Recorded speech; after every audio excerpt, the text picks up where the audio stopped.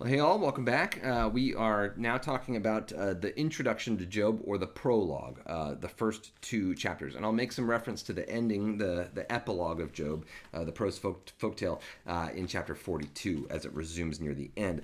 Now, one thing to note is that if you took out all the middle of the book and just read the beginning and the ending, the prologue and the epilogue, the prose parts, the parts that read like a regular story, you might actually get a different sense of what happened.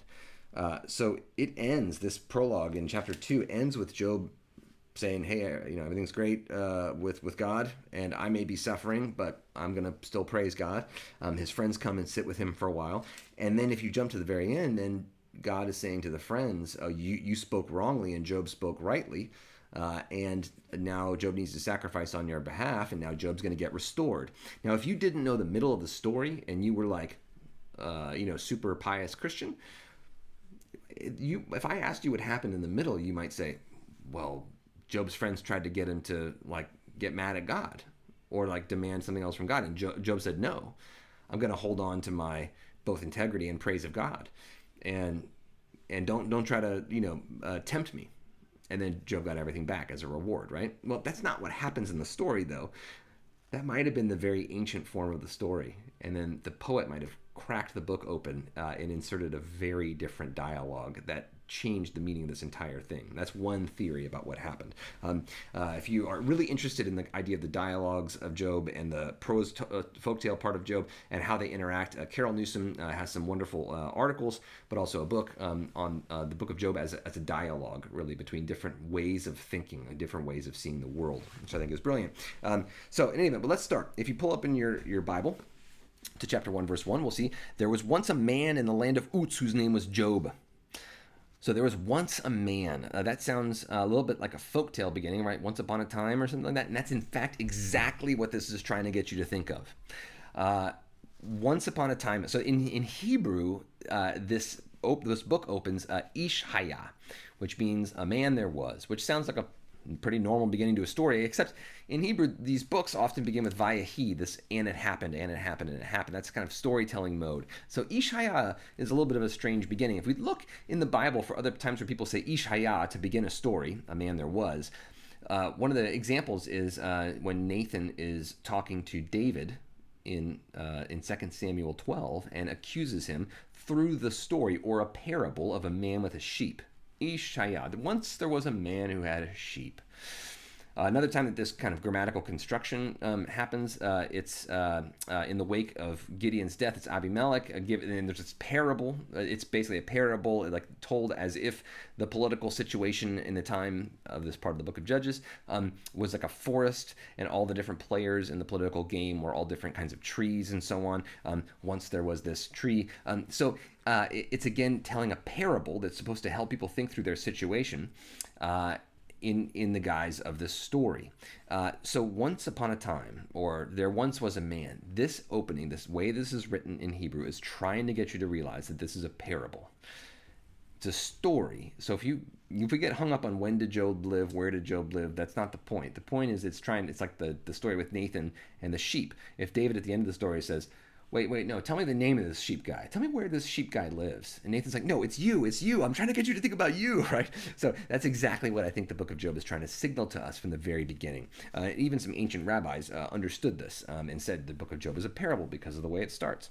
So in the land of Uz, this is kind of a faraway land, set kind of far away. We don't know exactly. It's mentioned in Genesis, but it seems to be the East.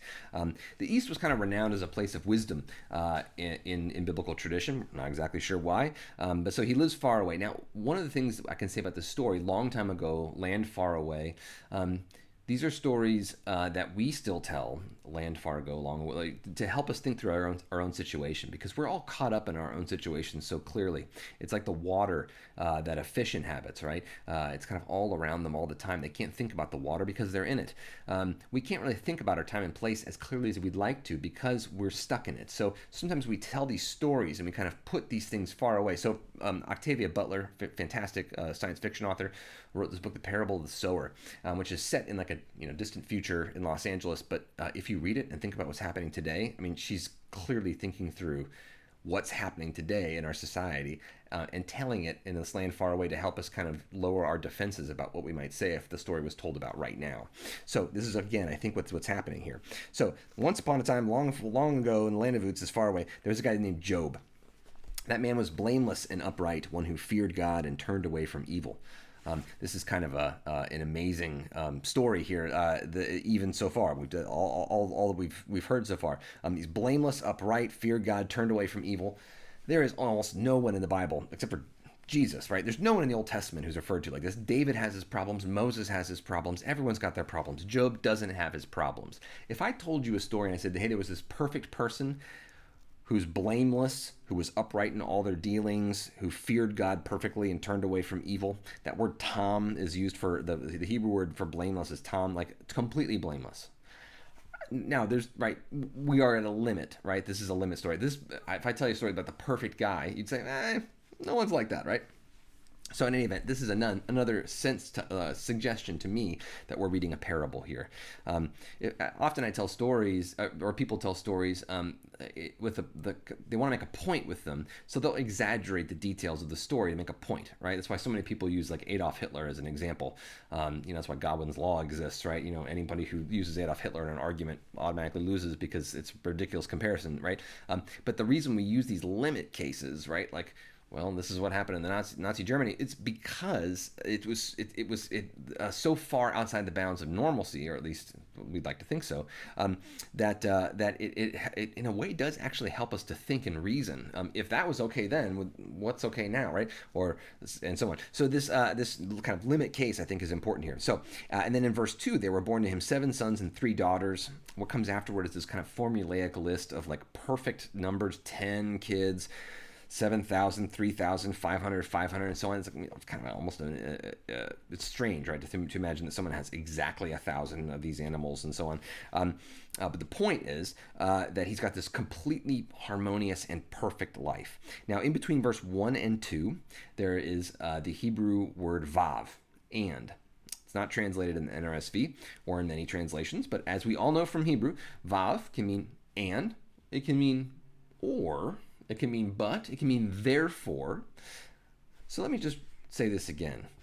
There was once a man named Job. He was absolutely perfect in every way. And therefore, he was rich. Let me say it again. There was this guy named Job. Absolutely perfect. But he was also rich. And he was rich.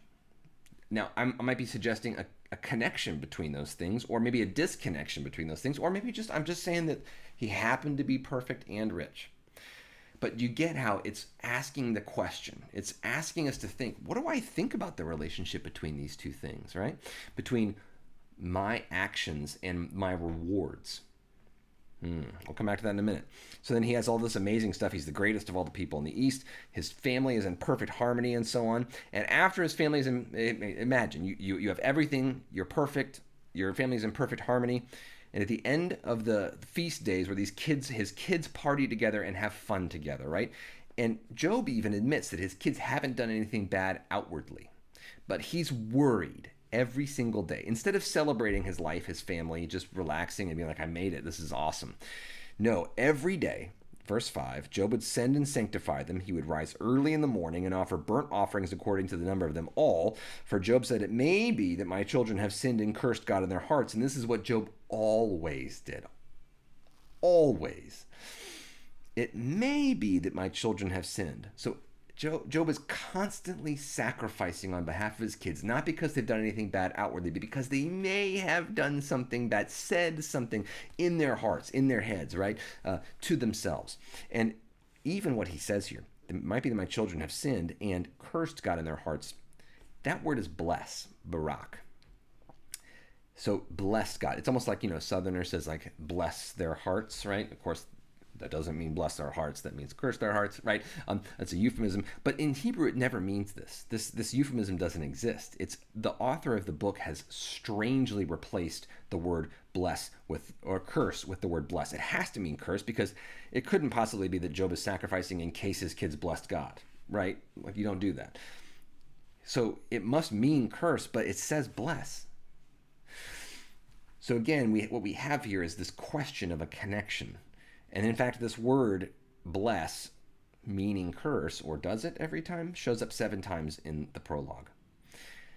So this is the author trying to get us to realize that when we see blessings, maybe we're looking at curses, or maybe when we see curses, we're looking at blessings. What are blessings and what are curses? What are all material things that people have blessings, or is more money, more problems actually right? Or what do we actually think about this, right? So this, again, complicated stuff. So then verse 6.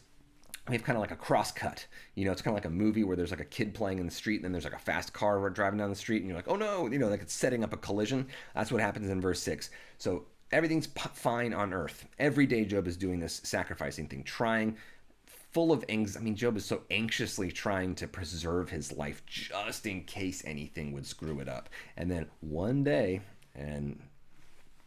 it's always happened, right? One day, the heavenly beings, the sons of God, this doesn't mean sons biologically, as in children, just like B'nai Yisrael, the sons of Israel, doesn't actually mean sons of Israel, like the person Jacob. It means Israelites. The heavenly beings, this means the small divine beings, the angels, right? The heavenly messengers came to present themselves before Yahweh, and Satan, in my NRSV, that's capitalized, but it has a note, and it says, or the accuser, Hebrew ha-satan. If you've taken Hebrew, you know ha means the. So this is the Satan. And the Hebrew root Satan does not mean evil one. It doesn't, in fact, have anything to do with evil. It has to do with accusing, which doesn't mean that someone's evil. Accusing can mean, in a good way, accusing, in the sense that, like, if someone's done something really bad, they should be accused. So this is the accuser. This is also a name for an angel that you might be familiar with. If you're familiar with the story of Balaam in Numbers chapters 22 through 24, there is an angel that goes and stands in Balaam's way with a sword, a flaming sword, right? That's called Hasatan, the accuser. That's not a devil. That's not a bad thing. We know it's not a bad thing because God sends it and it actually convicts Balaam, right? And the donkey gets it, but Balaam doesn't. But the whole purpose is that this is a divine being sent by God doing God's work of accusing people. And I think it's really important to us that we not treat this as the devil. Why? I think it matters.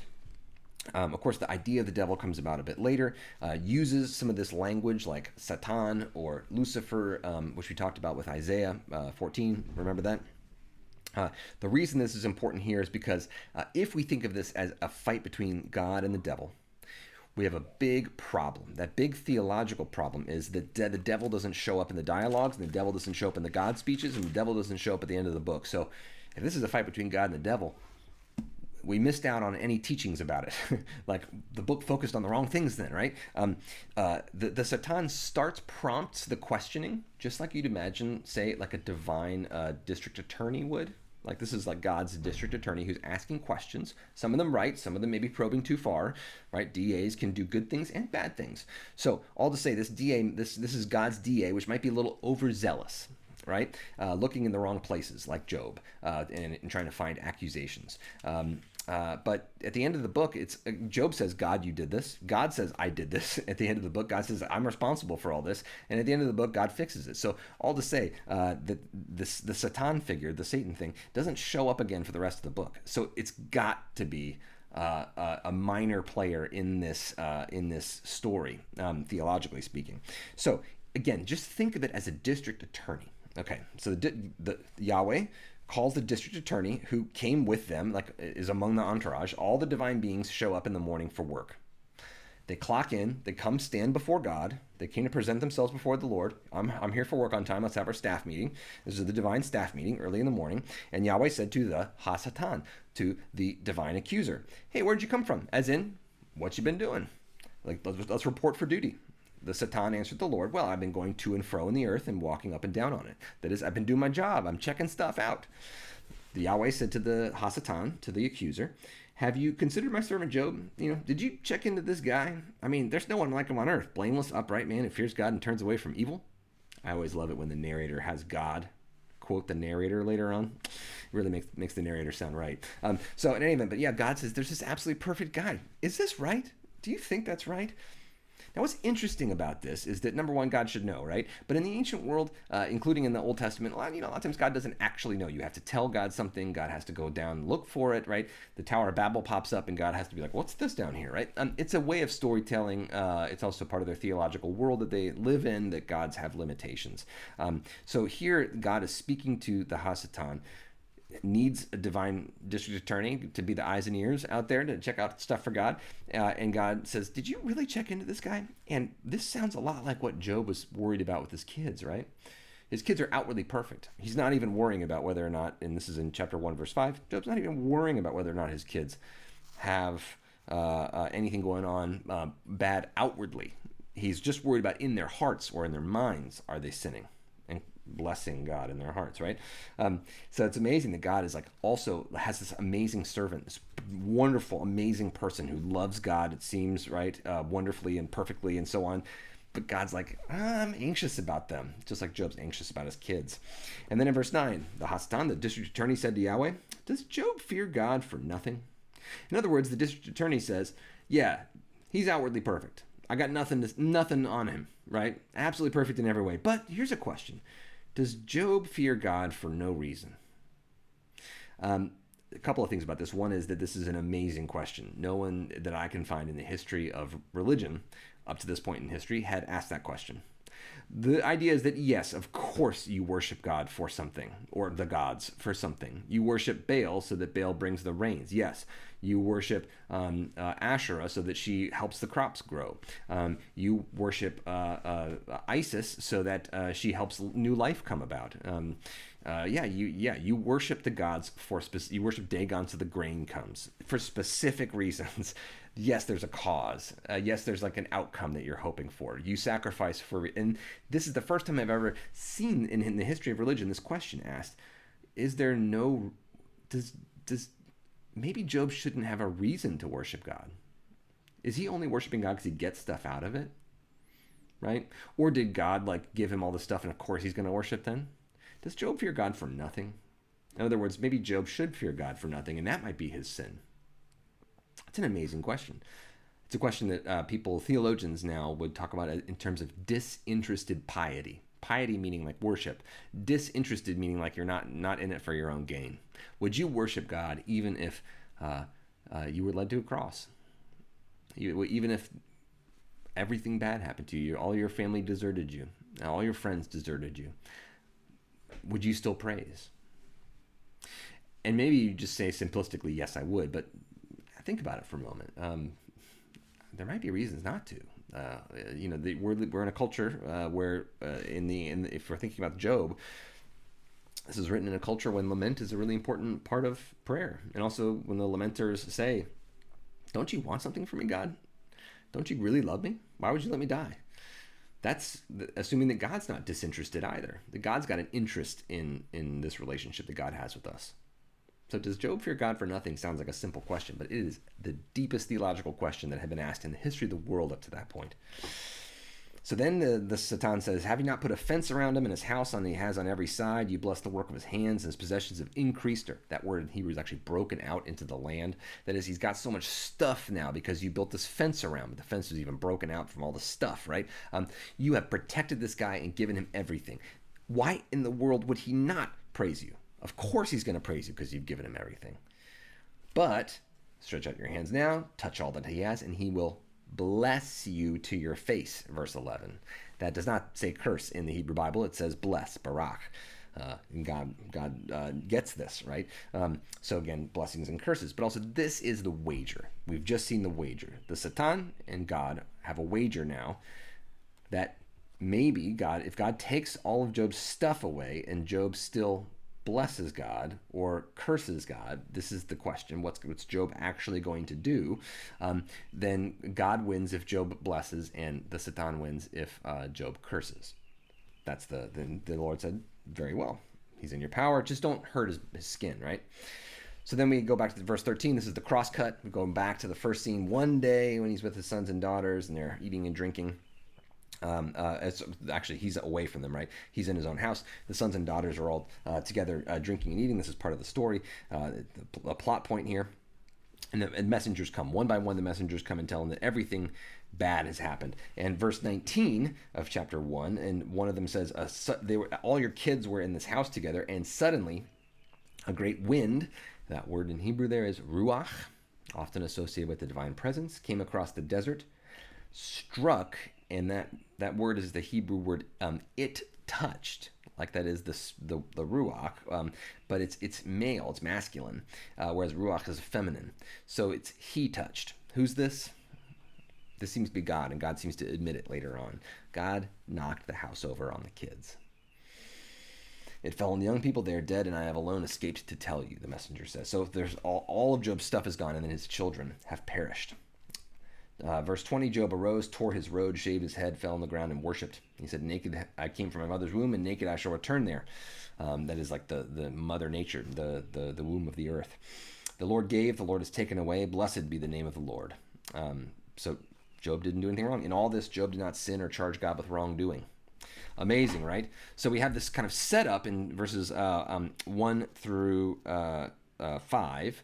We would say then the takedown, here's a little medieval Christian image of them thinking it was the devil or Satan here, and then God and God's angels. I would say instead think of this thing being one of those angels, and that monster doesn't actually exist in the story. That would be verses 6 through 12. And then we have the trials, verses 13 through 22, and then we can kind of continue thinking about the trials because the heavenly beings get back together, and there's a second round, right? Because Job actually does praise. In verse 22, the end of chapter 1, in all this, Job did not sin or charge God with wrongdoing. So Job definitely didn't sin. Now, if you look actually at the end of the second round of trials, after Job loses his health, and at the end of verse 10, in all this, Job did not sin with his lips. So the first time, Job did not sin. Second time, Job did not sin with his lips. Yes, like his children, we know what he said and what he didn't say, but what about what's in his heart? The book all of a sudden is silent about that. We're left to wonder. And in fact, we don't know for the rest of the book what was in Job's heart. We know what Job says. What is he actually thinking? Maybe we should try to probe the rest of the book and figure out exactly what's in Job's heart, or maybe we should realize this is a parable. And the question is really, what's in your heart? Would you worship God in this situation? Maybe not, and that's an important thing to know and say. So this is a kind of a thought puzzle, right? This is part of the wisdom tradition, is trying to get us to think very carefully about very difficult situations to increase our wisdom. So in any event, all to say, so we have these trials. In this image, you see Job's wife, and we're going to get to her in just a moment. Here she is in the medieval tradition. Often she was giving Job, she's got a halo here. This is a medieval manuscript from the 13th century from Florence, Italy, Firenze. And here we have Job's wife looking away from him, but with a halo. She's a saint here, and she's offering him food and wine in the shape of the Eucharist. This is actually an ancient tradition in the Christian tradition. This comes from a book called the Testament of Job, an ancient retelling of the story of Job, in which Job's wife basically serves him. I mean, the early Christians understood it to be her serving him the Eucharist. And so in some of the early catacombs in Rome, you see Job's wife feeding him the Eucharist. It's an amazing tradition, but there's also a counter tradition, which we'll get to in a minute. So the second round of suffering that starts in chapter 2 is basically the Satan saying, yeah, you took all his stuff, he still prays you, but try to hurt his body, then he's really going to get mad at you. And that's the real test, true test, if someone worships you or not. Here's a catacomb image, early Christian catacomb image of Job with his skin all falling apart and everything. And then we get to the character of Job's wife. This character you can see kind of pop up in verse 9. So Job is sitting there with his illness, scraping himself with a potsherd, and his wife said to him, "Do you still persist in your integrity?" Now, important thing in the Hebrew, there's only 3 words here, no question mark. There's not even the question particle. So it's you are still persisting in your integrity, which is actually a quote from the Lord in verse 3. He still persists in his integrity, although you have incited me against him to destroy him. So she quotes God there, and she doesn't ask a question, although we interpret it as a question because we hate Job's wife. Why do we? I mean, when I say we, I don't really mean all of us, but in the Christian tradition, most people are primed to not like Job's wife because Job responds to her somewhat angrily, but maybe Job misunderstood her question, and maybe it wasn't even a question. She said, you are still persisting in your integrity. That's a quote from God. The next three words in Hebrew are a quotation from the Satan, which is curse God and die. But look at that little F there. It says bless. Right? Does this actually mean bless, or does this mean curse? Right? Do you know what she meant? Right? So Job's wife, who is not named in the book, also in the Christian tradition, she's later named Citidos, but curse God and die. Maybe she's saying bless God and die. That is, bless God and just give up. Like, you have persisted in your integrity. You can bless God, and then you can give up. And then he says, you speak, and the NRSV says, any foolish woman. It doesn't say that in the Hebrew. It just says like an outrageous person. Foolish woman sounds like it's so misogynistic and derogatory, like that all women are fools, etc. You speak like an outrageous person, is what he's saying. Like, this is heresy. You're making a heretical statement. Shall we receive the good at the hand of God and not receive the bad? He's not saying that she is foregoing worshiping Yahweh. What he is upset about is that she's saying, let go of your life, stop fighting. You're done. You fought the good fight. It's time to let go. Like theological euthanasia. And he is saying, no, I got to keep fighting.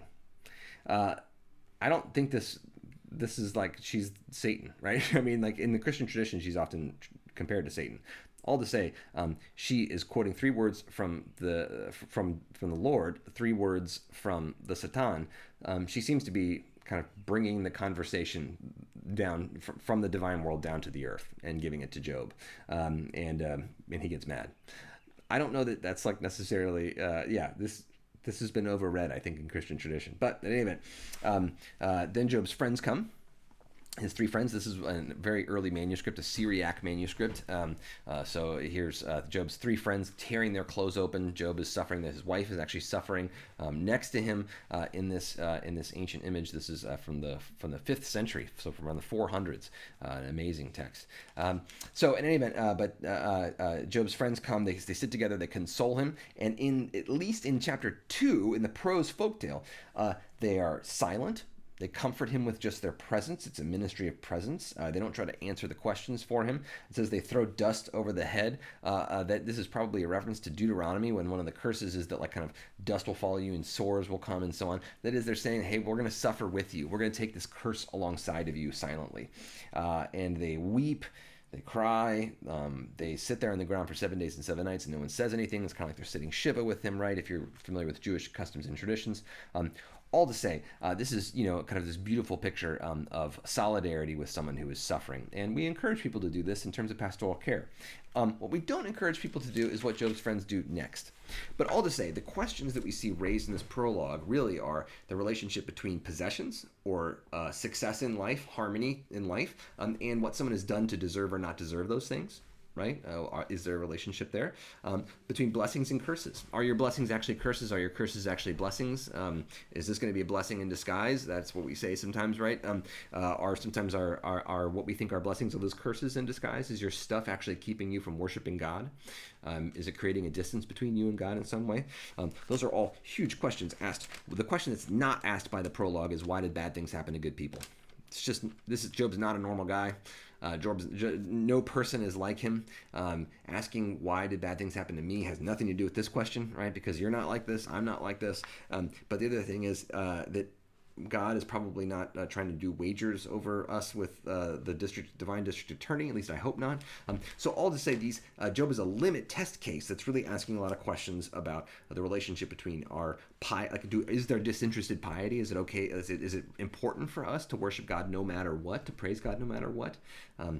Is it okay to lament? And by the way, Job then in chapter 3 starts lamenting, and he doesn't stop lamenting until the end of the book. And then God says, you spoke rightly of me, and your friends who were telling you to shut up and be nice to God and repent, they're wrong.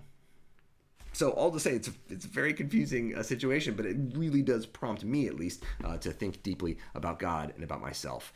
So this has been an overly long conversation about the prologue, but let me just wrap it up by pointing to the epilogue, the end. In chapter 42, after a long period of poetry, we come back to this dialogue. I'm sorry, back. We leave the dialogues, we leave the divine speeches. We come back to this prose folktale with verse 7 of chapter 42. After all these things, God had spoken to Eliphaz the Temanite. This is the eldest, or the kind of first to speak of the three friends of Job. God says, "My wrath is kindled against you and your two friends. You didn't say the right things. Now Job has to sacrifice for you." And then Job does, and God accepts these three friends. And then verse 10, the Lord restored the fortunes of Job. And when he had prayed for his friends, the Lord gave Job twice as much as he had before. Now, ancient rabbinical readers, Jewish readers, realized that the only time in the Bible you're told to pay someone twice something, double something, is when you've stolen it. It's from Deuteronomy. Is this an admission that God took something from Job, not rightly? I mean, if you read the chapters 1 and 2, I hope God's not like that, right? So, in any event, then how did God restore this stuff to Job? It was through the community. The community shows up. They eat with him. That is, they get with him. They share space with him, which they haven't done. He was kind of kicked out of the community for a while, right? Because of his sores and he had so much misfortune. Maybe he deserved it, so they kicked him out. He was living in the junk pile, right? And now they've come. They eat bread with him in his house. They bring food. They build the house again, right? And then they show sympathy and they comforted him from all this evil that had happened. It's evil that happened. This is said about what God has done. It was evil. It was wrong. And they comfort him. And that was good for Job. And the evil that the Lord had brought upon him. I mean, just think about the kind of admissions here, right? And each of them gave him a piece of money and a gold ring. That is, the community restored his fortunes. God prompts this, it seems, in the story. But it's all, and then at the very, very end, he, after going through this traumatic experience, then he also had 7 sons and 3 daughters, which they didn't get brought back to life, the original sons and daughters. These are new ones. Does it ever make up for what happened? Right? If you just get new kids to make up for old kids, does it take away the suffering? I think of it a bit like Jesus and his scars after the cross. The restored flesh doesn't take away the pain. But also here, notice that the one thing that's not explicitly said that Job gets back is his health. His scars and his blood sores and so on. It's never said to actually be healed in this passage, which I think is important.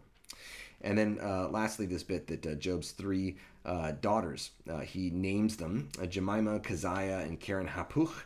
And his daughters are beautiful and amazing, and nobody can compare to them, and so on. This is kind of this amazing statement where these characters get lifted up, whereas all of the kids are anonymous for the rest of the book. But here, his 3 daughters get lifted up, and they get an inheritance along with their brothers. It sounds like the daughters of Zelophehad, right? This is kind of, and their names even are Dove and Cinnamon and Horn, like basically a eyeshadow horn, like an eyeshadow container. These names that are about beauty and aesthetic pleasure and like joy. He can see the truth and the goodness of the world again through his daughters, which itself is a radical statement in ancient Israelite polity. I can see my image froze, but I'm still talking, so I'm going to stop here, and then I'll talk a bit about the wisdom dialogues.